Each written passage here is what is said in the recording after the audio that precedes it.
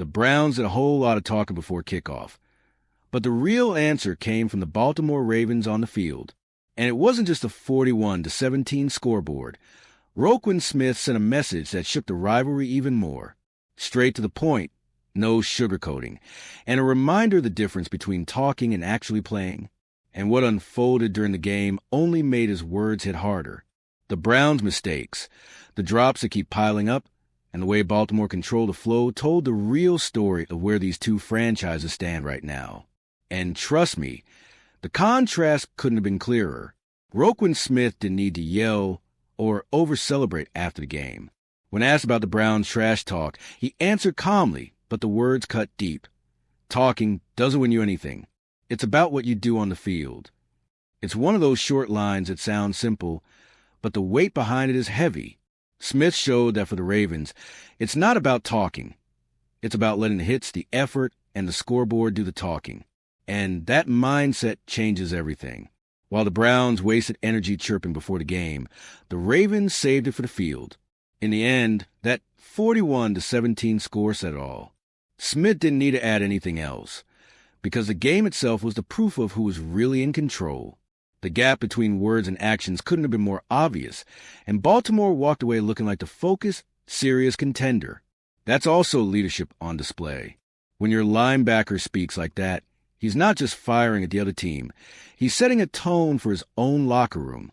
He's telling his teammates, play hard, execute, and let the scoreboard tell the story. That mentality only makes a team stronger, especially one already aiming for a Super Bowl run. And here's the twist. The Browns' trash talk ended up being fuel for Baltimore. When a rival runs their mouth and then can't back it up, the loss stings even more. That's exactly what happened here.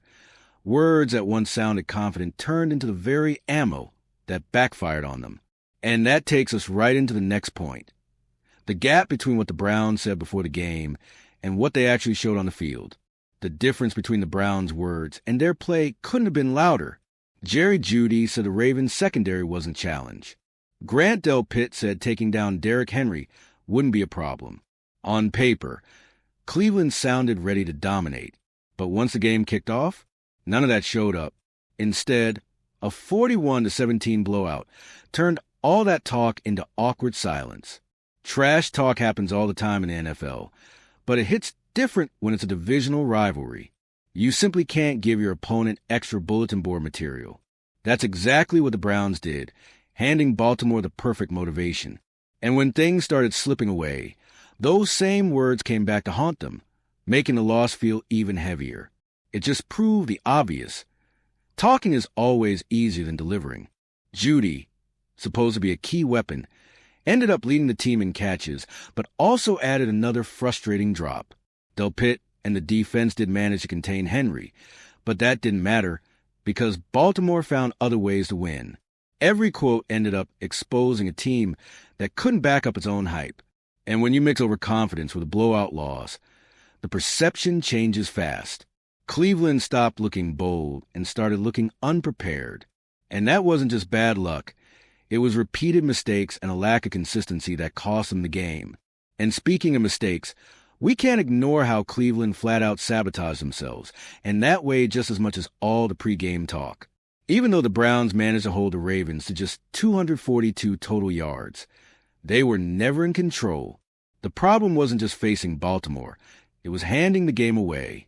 2 turnovers killed key drives. And to make it worse, a block punt set the Ravens up with prime field position. Add those mistakes together, and no team can survive it. These weren't just random slip-ups. They were signs of poor focus and lack of preparation.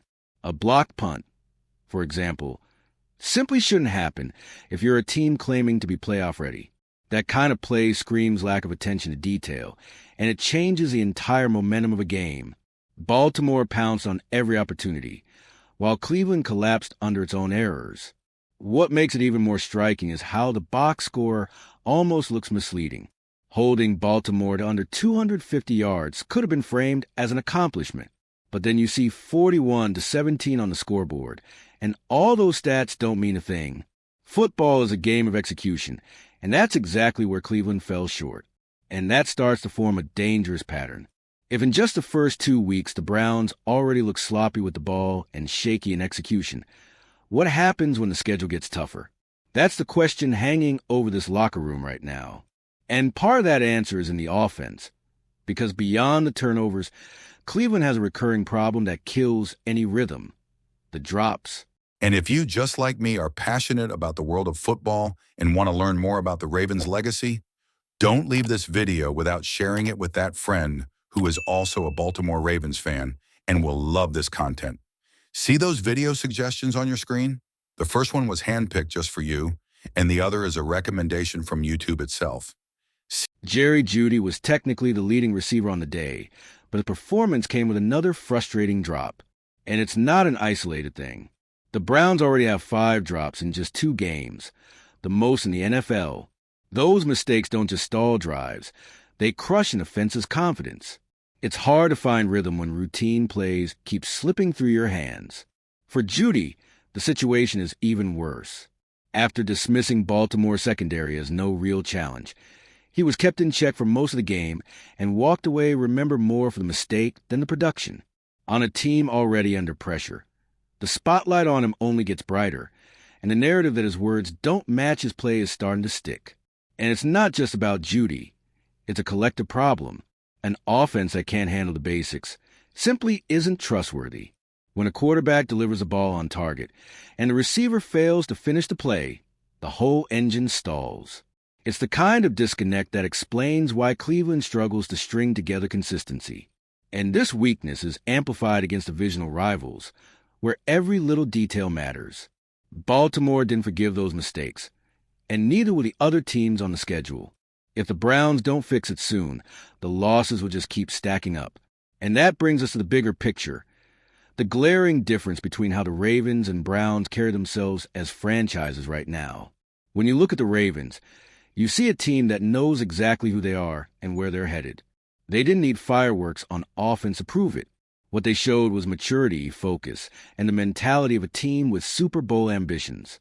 Every word from Roquan Smith and every play on the field reinforced that identity, confident, but without the noise. The Browns, on the other hand, are in the opposite place. The loss wasn't just on the scoreboard, it was in perception. Their pre-game talk came off as arrogance, and their performance exposed fragility. That mix is dangerous, because it strips away respect and highlights a group that doesn't look ready to hang with the AFC's best. And this didn't just happen overnight. It's the product of 2 very different cultures.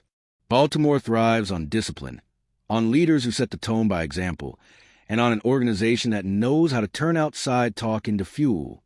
Cleveland is still searching for an identity, but they're stumbling on the basics: consistency, focus, and accountability. And now the road gets tougher.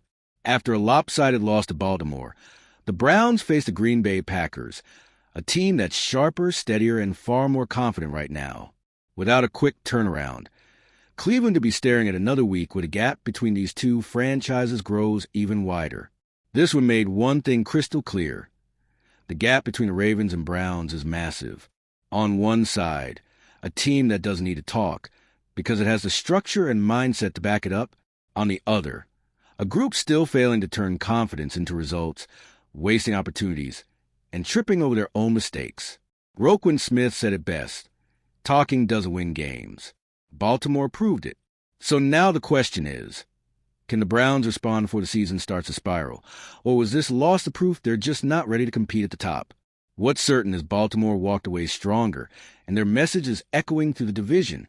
In the end, that difference in mentality might be exactly what determines how far each team goes this year. All right, we're already past the halfway point of this video, but before we continue, I noticed you haven't left a like yet. It's really important because it helps YouTube keep showing you my content so I can keep bringing you the best news about the Baltimore Ravens. So go ahead and hit that like button. It's free and it really helps. Thanks. Now let's get back to it.